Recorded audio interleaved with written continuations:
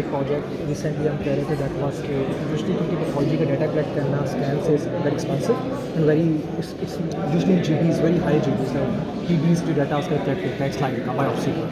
So what we do is कि हम ये कह रहे हैं कि उसके प्रोजेक्ट के अंदर कि we just put slide on microscope camera से कुछ पिक्चर्स लेके लेट्स से अगर आपकी एक इमेज 1 लाख का 1 लाख पिक्सल्स की थी 1 लाख का 1 लाख की, तो आपने उसमें से सिर्फ कुछ 4000 के 5 चंक ले रहे।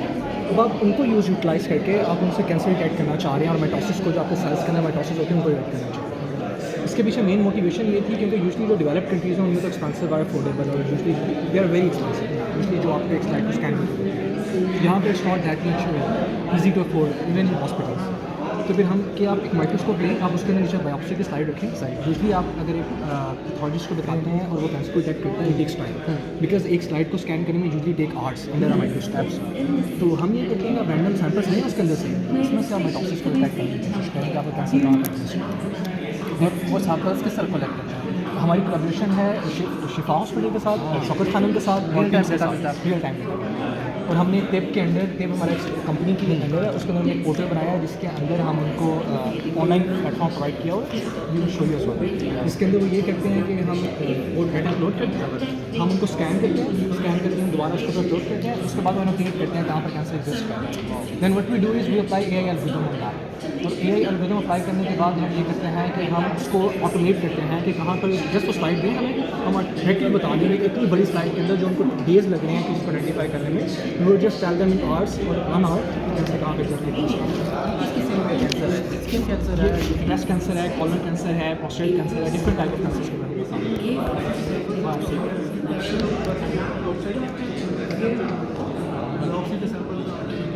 टिश्यू के साथ डाटा कलेक्शन में आपका मसला क्यों नहीं हुआ? डेटा कलेक्शन हमारे जो डेटा कलेक्शन का है वो सारा हॉस्पिटल्स का तो फिर आप इसको रिफाइन करते हैं डाटा को रॉ होता है यूजली रॉ फॉर्म में होते हैं। हमें सबसे बड़ा मसला उस डाटा को हैंडल करने में होता है क्योंकि जो एक सैंपल होता है इज़ वेरी बिग। हाँ, और वेरी बिग को कंप्यूटर प्रोसेस ही नहीं कर सकता ना ही हमारे पास इतनी मशीन है। वी डिवाइड द डाटा, ये बता रहे हैं हम पार्ट्स में डाटा होता है कि फॉर्मेट के शेप में डाटा इमेजेस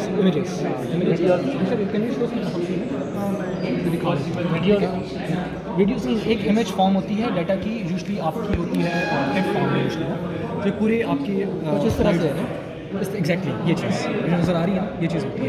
इस तरह गूगल मैप है ना, गूगल मैप के अंदर ये होता है पूरा डाटा क्लियर नहीं होता है, जिस चीज़ को आपने स्कैन करना होता है ना आप सिर्फ उस पार्ट पर स्पेसिफिक जानते हैं। This is exactly that thing. पूरा डाटा आपके पास रॉ होता है पीछे और आपकी जो जिस फॉर्मेट में वो होता है वो आपको पिक्टोरियल फॉर्म में कन्वर्ट करके देता है जिस चीज़ में आपने स्पेसिफिक उस चीज़ को देखना है। तो you have to go through all over the data to find one exactly thing जो आपका कैंसर एग्जिस्ट कर रहा होता है। कितना प्रोसेस लगता है इसमें? टाइम कितना चाहिए? लर्निंग का प्रोसेस भी है इसमें? जब हमने पहले स्टार्ट किया ना, जब हमारे पास ये सिर्फ माइक्रोस्कोप था और स्कैनर नहीं था, एक स्लाइड को स्कैन करने में अब उस पर जूम लेवल था जी, ये स्लाइड से स्कैन हुआ था। हाँ, अच्छा इसको जूम करें पॉइंट पर दिखाओ, अब इसका डिटेल देखिएगा, देखें हाँ सेल्स दीज आर न्यूक्लियस। अब माइटोसिस इज व्हाट वन के एक ही न्यूक्लियस है ना, इसकी डुप्लीकेशन हो रही होगी या ब्रेक ओवर हो रहे होंगे, ये कैंसर है।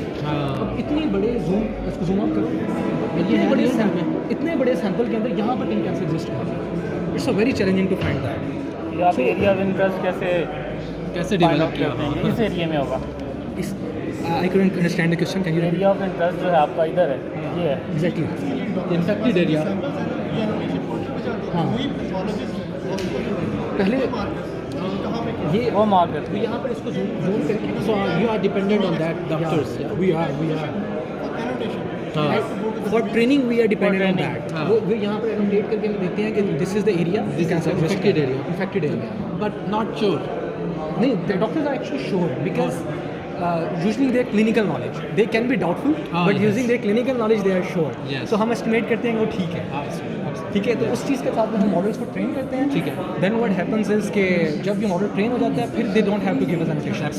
जो हमारा एक मॉडल बना होगा लो कॉस्ट वाला भी, they don't have to provide annotations. दे कितना बड़ा डाटा आपके पास ये वाला? कितने जीबीज में? एक सैंपल जो है अगर हम ये स्कैन करें एट 48 रेजोल्यूशन टेक सकती है 1.5 GB।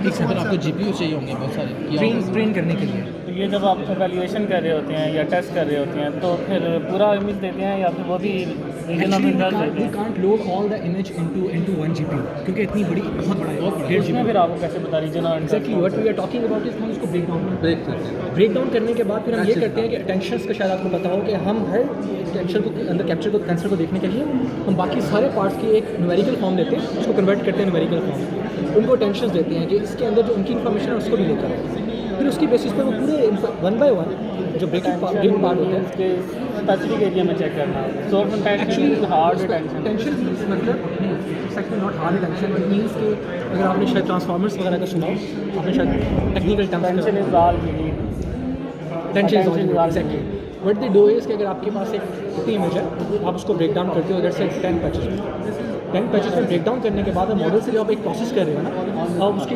इसका एक न्यूमेरिकल फॉर्म है, उस न्यूमेरिकल फॉर्म को बनाने के बाद जब आप दूसरी भी पास करते हो तो उसको पता होता है कि मैंने किस पार्ट को टेंशन दिया है, actually give the tension to the whole image. Means आपके जो इमेज है वो स्मार्ट पार्ट्स में स्मार्ट के बाद आता है। अब we are devising a new technique जिसके अंदर हम ये कर रहे हैं, अभी हमें ये करना पड़ता है कि हमें हर पैच को सेपरेटली मॉडल के अंदर पास करके ट्रेन करना पड़ता है।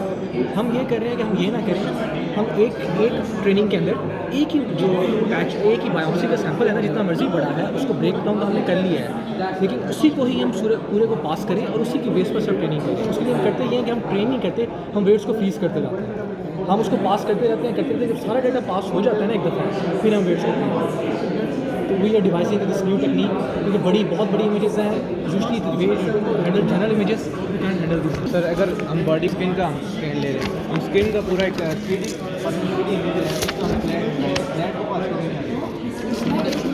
जो आप बात कर रहे हो सिटी स्कैन, तो जिसमें ये होते हैं कि सपोज करें कि आपने अगर इस स्कैन का सिटी स्कैन देखा ना उसके डिफरेंट व्यूज़ होते हैं, क्योंकि वो 3D स्कैन होता है ना तो उसका एक फ्रंटल व्यू होता है, एक साइड व्यू होता है और एक बिल्कुल ये वाला इंटरनल व्यू होता है जो इस पैचेस में आता है। तो आप क्रोनियल होता है, एक्सियल होता है, सैजिटल होता है, ठीक है, एक्सियल, सैजिटल और कॉर्नर 3 व्यूज़ होते हैं। तो आप इन तीनों को कंबाइन करके अगर कुछ इन्फॉर्मेशन के लिए आपको एक से भी काम चल सकता है, कुछ के लिए आप तीनों को कंबाइन नहीं करते हैं। I talked about brain MRI जिसके अंदर से हमने कैंसर को डिटेक्ट करना था ब्रेन के अंदर, उसके अंदर I try to combine all the 3 views because एक वीडियो से you can not identify easily cancer over the slices continue हो फैल रहा हो। तो फिर आप उसके जब हर व्यूज़ में देखते हैं तो आपको एक जनरल कॉन्टेक्स्ट मिल जाता है कि कहाँ पर एग्जैक्टली कैंसर है। ये उस कैंसर के लिए बेनिफिशियल है जिसकी लोकेशन फिक्स रहती है थोड़े अर्से के लिए। ये एक्चुअली स्पेसिफिक प्रोसीजर है, इसके लिए डॉक्टर्स बायोप्सी से ना आपका टिशू लेते हैं, टिशू लेने के बाद हमारे पास सामने स्लाइड्स नहीं है, एक स्लाइड होती है अगर उस पर रख के माइक्रोस्कोप में हाँ टिश्यू आप कैसे लेते हैं? टिश्यू कैसे लेते हैं?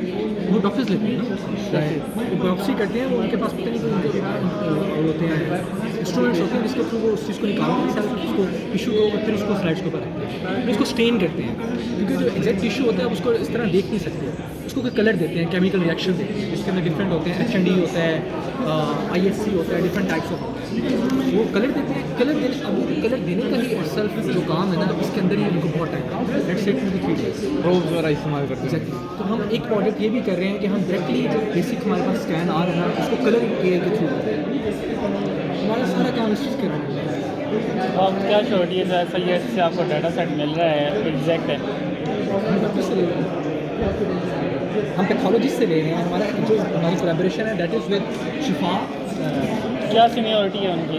वो they are pathologist, they are the ones जो वहाँ पर उस चीज़ को नोटेट करते हैं। मैं भी असल में उधर से डाटा सेट ले रहा हूँ।